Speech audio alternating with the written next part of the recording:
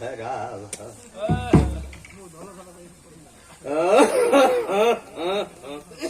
हे भगवान हमारी पास गरीबी बा आज तबीयत बहुत खराब बा एक पैसा ना बाकी दवाई करी गुड़िया बा का जानी कहाँ घूमत बा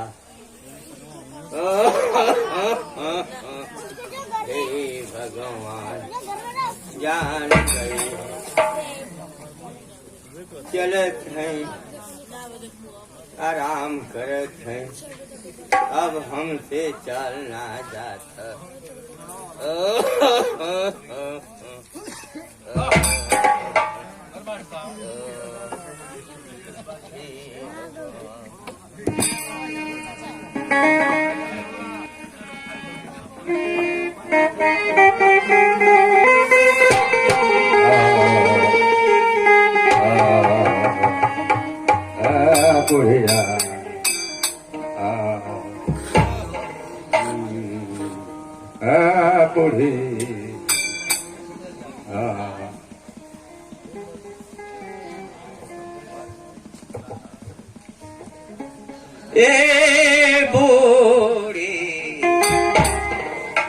बूढ़ी हो क्या बूढ़ा हो अरे कहाँ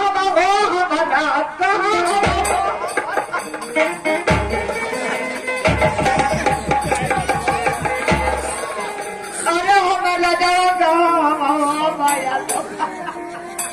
ए बूढ़ी अरे भाई वहाँ क्या काल करे पूरा किया गया हमसे जैसी हम बन जाए हमारे कागज कहाँ सुनाई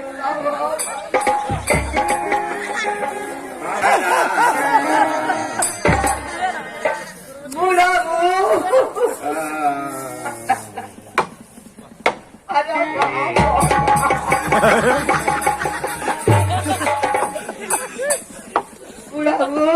अरे बाप रो बाप तू हम क्या झेलेगा तू हमारे नाव के बच्चों न पाला होगा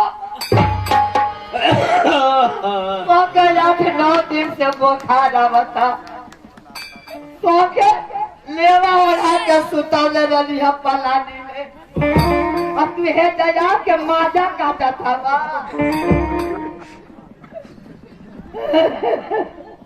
हमके आवारा बनावेला छटकरा ही बनावेला हम कुत्ती बनावेला हम कुत्ती है वो जब बैठ के पीती पीती अच्छा लोग अरे सबकी वो खिया पतैया हो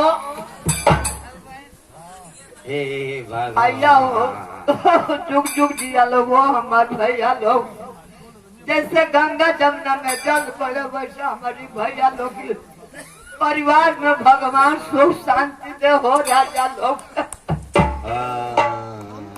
हम कहीं गए ना रनिया हम गए रनिया प्रधान जी की सोचली है कि कुछ पैसा मांगो बुढ़ावा के दवाई कराई बहुत बड़ा अभिलाषा लेके गई हो जना भेटेला चल गल बुलाक पर उनको बलाक कहला अरे के जबान के मुंह मारी रे उनका मालकिन घर का लक्ष्मी बाड़ी कल ये बुढ़िया भैया हो हमारे भैया लोग हो जुग जब जाना था कि बुढ़ावा हमार जी जाए अब ले चला दे के फुतुमा में अरे फातिमा नहीं फातिमा उनका मालकिन कहलिए कि बुढ़िया आज शेर भर चावल ले जा बुढ़ावा के खिचड़ी बना के खियाई है तो के 500 रुपया पठवा दे तो हमके का कहता हो हमारा जाऊ कैसन हुआ तबियत यार? बहुत खराब है। जना तक हमार संग छोड़बा का हो रे हमार बहनी लोग। अरे हमार रानी लोग जुग जुग जिया लोग जैसे गंगा जमुना में जाओ करे बाबू। ये बुढ़ऊ अब तो के मुँहे ना दे की बतावा कैसा हुआ तबियत? बहुत खराब है। अरे हमारी हीरा लोग का करी हो बुढ़ा तो बतावा हम का करी को तो सोखा बाबा क्या चली हमके पानी पियादा। खाली पानी का धोखा खाली पानी का धोखा। ए भैया लोग खिचड़िया की दिना काला बुढ़ऊ के बुढ़िया सब नीक बाउर खाई थी तनी हम आओ के कुछ बनाऊ। ए भैया पूरी बनौली तरकारी बनौली बखीर बनौली बुढ़वा कहता कि तनी हमके कढ़ी बना दे। अरे कर रही ना रे सोच हो के करी कहल जाला। तन के बेसन रहे केराव का ओ में मोची 2-3 गो झाड़ देनी है तनी या 2-3 गो फुलौरी डाल देनी। बुढ़वा चुटकार से एक कढ़ाई का कढ़िया भकोस गलत ये देखो पेटवा संड बंड बोल बाबू भैया। ए बुढ़ऊ पानी पियबा केहू त ना लौकता तनी रहा बिरजुआ के बोलाई।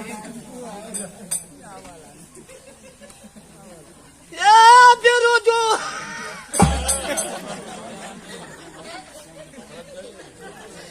यो डेरा था हमसे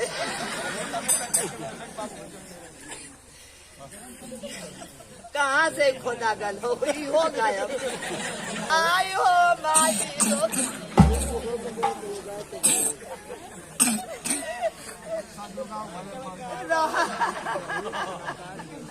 पैसा का ठिया ले भले ही छोड़ के जाए। ए बुढ़ाऊ तो दबाई दाना दस तेलावा फूक फूक के लगा दे चूड़ा हो जाएगा का लगा था हो। अरे सुनो तो हम देखा दे हमार तू देखा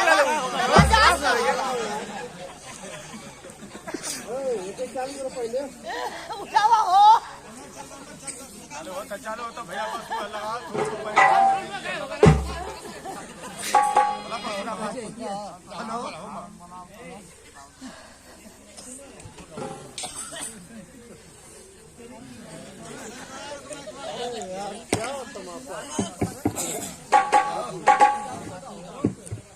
बुढ़ाऊ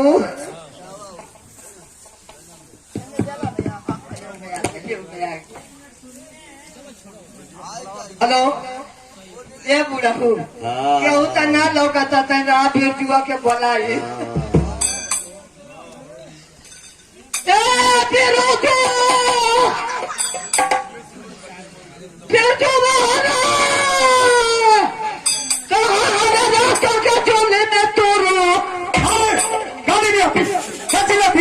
हमके साला कहीं चैन नहीं खे हमार जीव पहनावर में हिल गया यार कुल ही तवा जर्सी साढ़ के हुए चढ़ दे हम सो भैंस खुंटा तोड़ा के पाड़ा और भाग गई आई चिल्ला थे कब फिरे। हाँ अरे तो के भैंस के फूका ना लगाई रे भैया तोरे पर का दादा का तबियत का राजे हो दादा उनका पेटा बंद बंद हो गया बंड बंड भयल क्या देखा हो दादा बड़का दादा। अरे मायो माई रतिया पहरा टूटत रे बार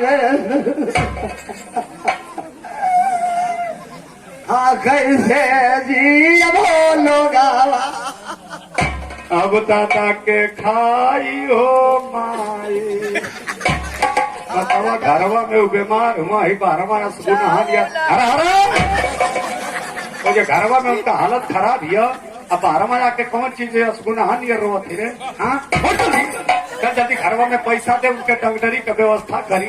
क्या उनके समझाओ कि बुढ़ऊ 8-9 को एम्बुलेंस आवत हुआ सो। बड़का दादा जाओ मारी राजवा कुछ ना बोला बारे। बड़का दादा हाँ फिर तबियत करू बहुत खराब है। तही तही करे के तू कटोरा करी पी घलुआ मातावा। जब ना हजम होला तो तू आय हो भैया आओ देखबा ए मातावा इतना दादा के ले ये। अरे डाइनिया यार हम परेशान है पानी। अरे माई गया जी। अरे चलो जा घर में, उनका हालत खराब है।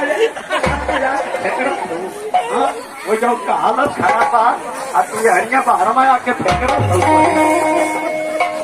अगर रोवैया सुन ले तो उनका हार्ट फेल हो जाएगा रे। हाँ रो मत, उनके समझा बड़का दादा। बेटवा फूल गया ना हो ऐसे बुइया नहीं चूसबा का जानी गैसवा निकल जा तो पेटवा हल्लुक होगा। ये भैया नींबू जावा भैया, नींबू ठंडा पड़ी। क्या चूल्हा की पुतवा पर मेटी में गरम पानी को के धैले है। चूल्हा पर मेटी में गरम हो अब लेके आओ। फिर ये मत देखा उनके खाली समझाओ अपने हम लेके पानी आओ।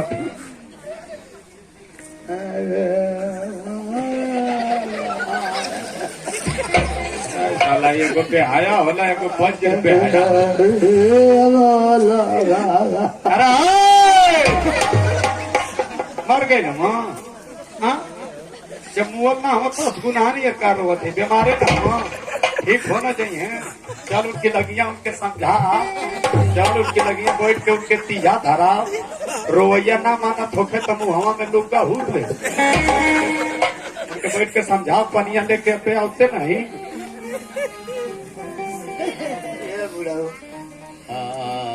रतिया के सुते समय सपना ना देखे रतिया तो सुतल हुआ तो कहत हवा कि क्यों रहुआ मारे हो। हम क्या जाना था कि कौन शैतानी हरकत से का हो।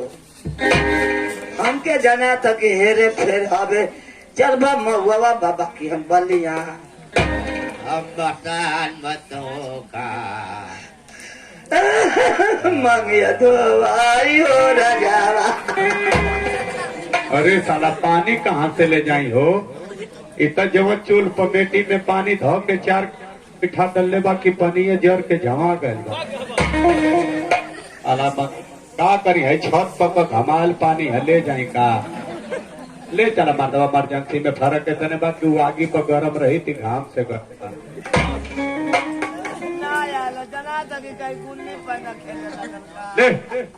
ले पानी ले पानी ले पिया पानी चल। अरे बड़ा अरे पानी ले।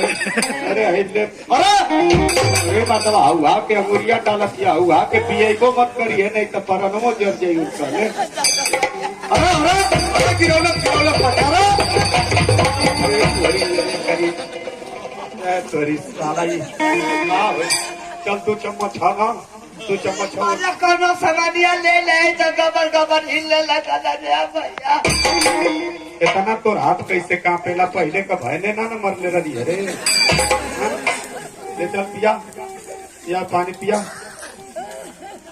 कहिया से।